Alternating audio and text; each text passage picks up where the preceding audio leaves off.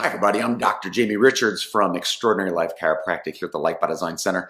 And I just want to say thank you for making it here to this page. You've come here because you're seeking out a path, a blueprint, some type of way to get relief, whether it be from neck pain, back pain, sciatica, shoulder problems, or even other conditions that just nothing else has seemed to help.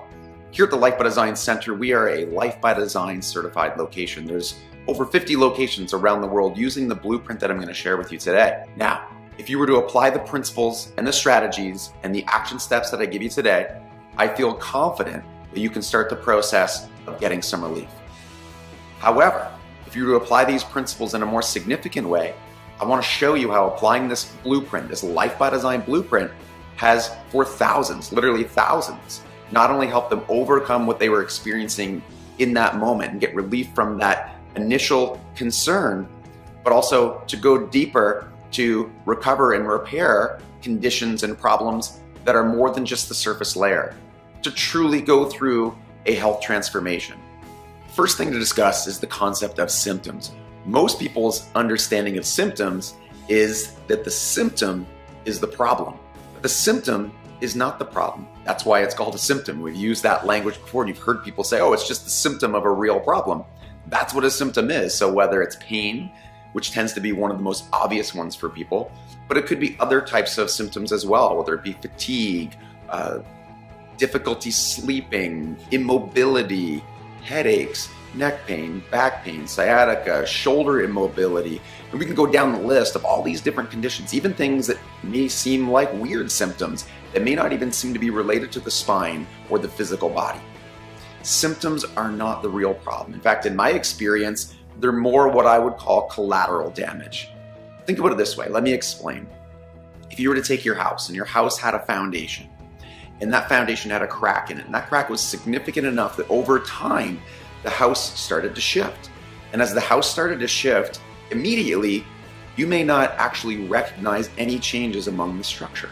But year 1, year 2, year 3, 4, 5, 6, as time passes and the structure starts to weaken, you may start to see symptoms. These symptoms in your home may be difficulty opening a door, or the windows are hard to open and close, or you may see cracking in the drywall.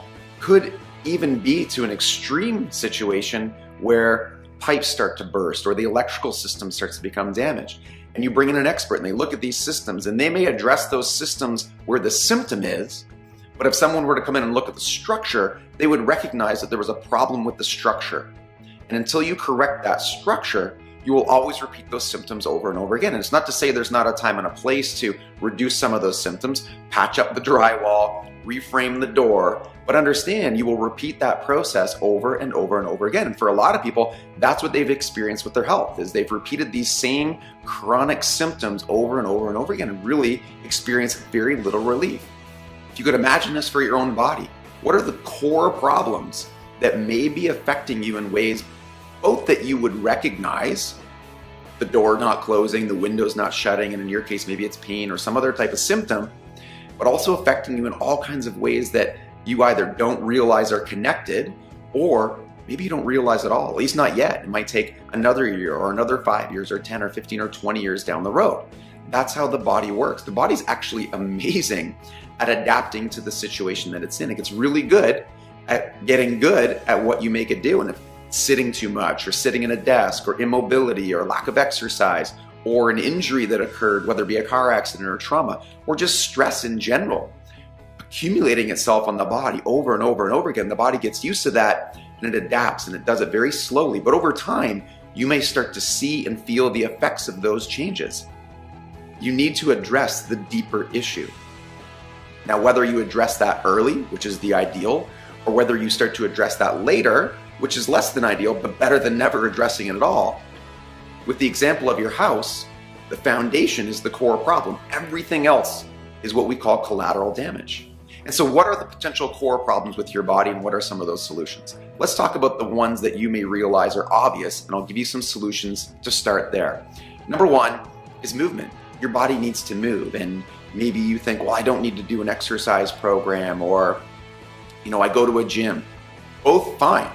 Number 1, you do need to do and follow through with some type of movement program. It doesn't have to be in a gym per se, but your body's designed to move. And so simply action step number one is going through every single joint in your body and getting those joints moving. In fact, I'll share with you a bonus. I'll put a video available in here for you so you can actually see what some of those movements look like, taking your body through this joint-to-joint mobility, as we would call it in our blueprint. Number two is you need to build up strength. And that strength, again, doesn't have to be in a gym. It could be in a gym, but you need to get your body stronger. There's specific spinal rehabilitation exercises that can do that, and movements that can help you do that you can do right in your own home. You don't have to go anywhere else to do that, but it can be done on a consistent basis, and you would see a huge impact and a huge benefit. So that's core problem number one, is movement. Number two is diet and nutrition. And you might think, well, what does diet and nutrition have to do with, let's say, neck pain or sciatica? And it has a lot to do with that. The foods that we eat play a huge role in how the body rebuilds itself, its ability to recover and heal.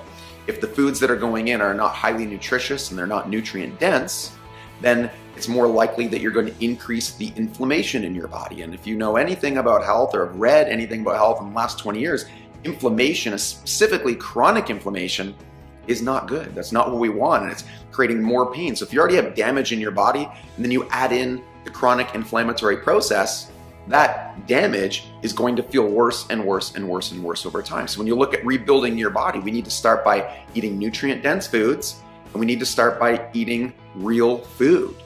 I mean, as much as that's a simple action step for people, the majority of people are not consuming real food. What does real food look like? It's food that doesn't have a bunch of different ingredients. That's a great way to start. An apple, a carrot, a steak. Those are real foods, and the more nutrient-dense foods we eat that have a great combination of proteins and good healthy fats, the better off our body's going to be able to recover and repair itself. Number three is how we think. Once again, similar to food, you may not think, well, my mindset is playing a role in my sciatica or in my neck pain or headaches or shoulder problems. But it is. Once again, statistically, if you look at the research, people who have, a more negative mindset, people who have, psychological depression, people who are struggling mentally, which is a large portion of the population, have more pain or experience more pain. And so how we think is a big part of that. And there's things you can do and action steps you can take. These are probably a bit more complicated, but simple things like learning to be grateful. Look at the things, even when life is challenging, find the things that we can be grateful about. Say thank you to somebody.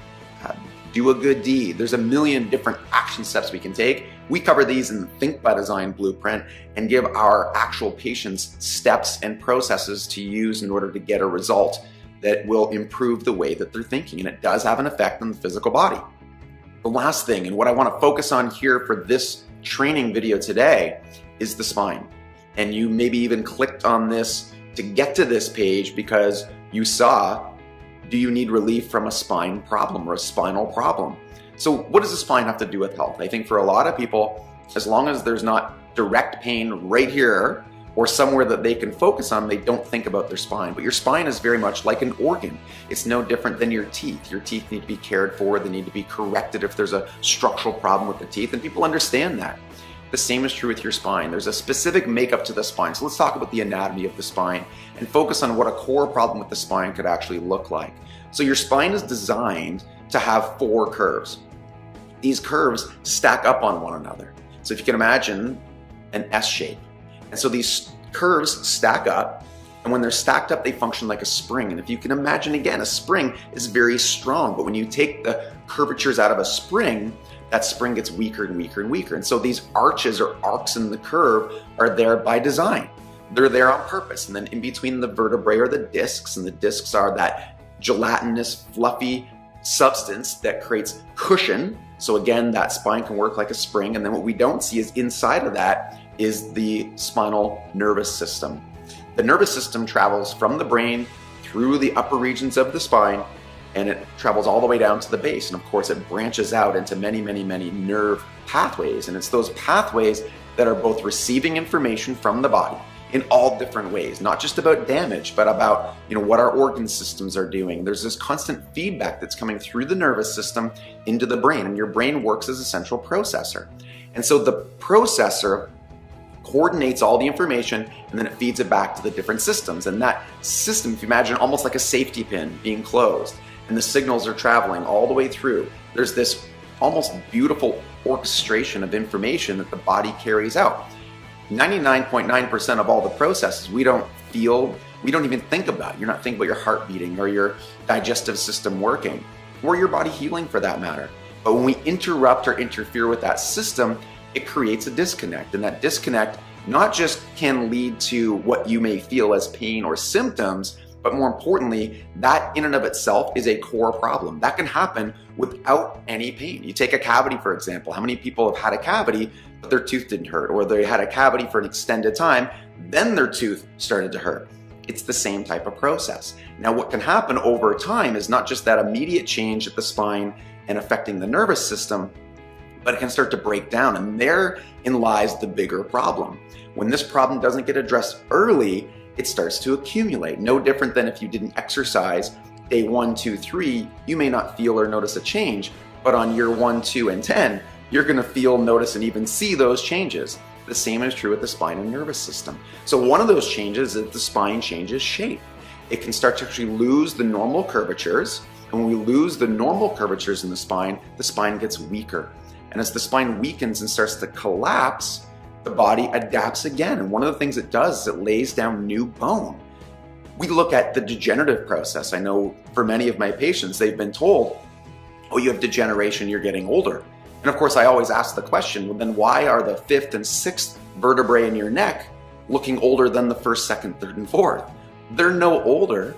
The only difference is there's a problem. The body is adapted to a loss of curve. There's changes in the structure, and your body's doing the best it can. But the degenerative process over time is simply the body's way of adapting to the change. And so the real solution is to correct those problems earlier and not get to that point. If you've gotten to that point, then the next solution is to correct those problems to slow or stop that process from continuing down that path. Now, how do we do that? And this lies the fundamental difference with a corrective chiropractor. As a corrective chiropractor, our focus is on the spine and nervous system and looking for the core problem, measuring the core problem, analyzing the core problem, correcting the core problem, and monitoring that change.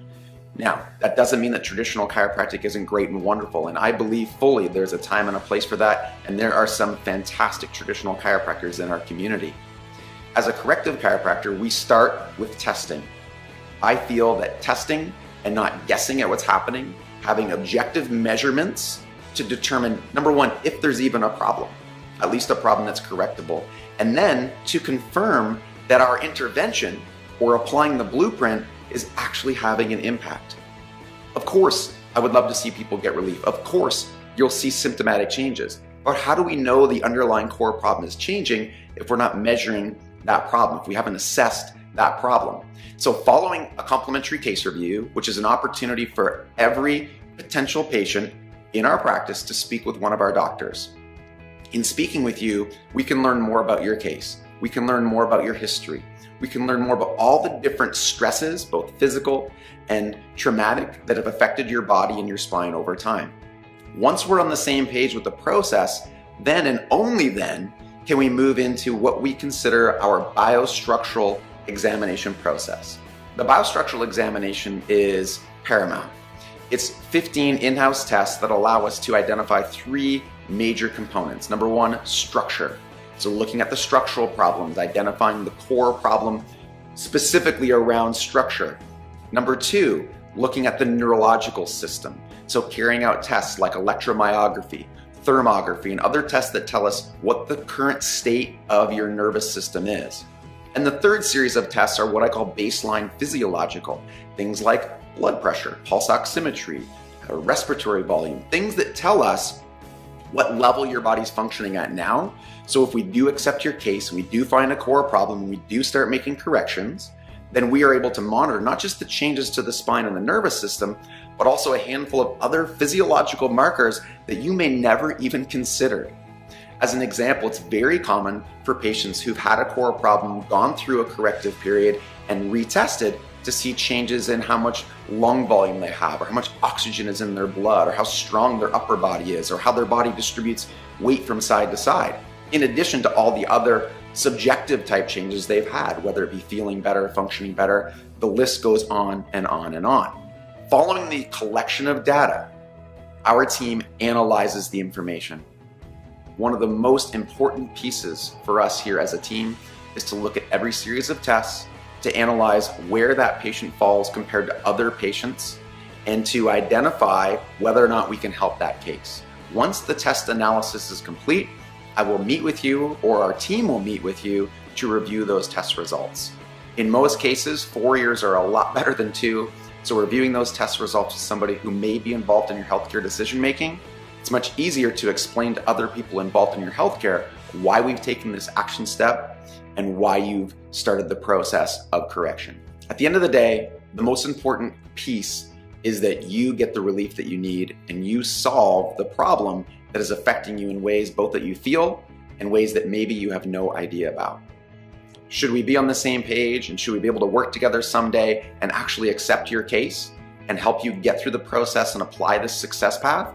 Our team would love to be able to do that for you and help you get the results that you want. I will say that we have a fantastic practice. It is a waitlist practice.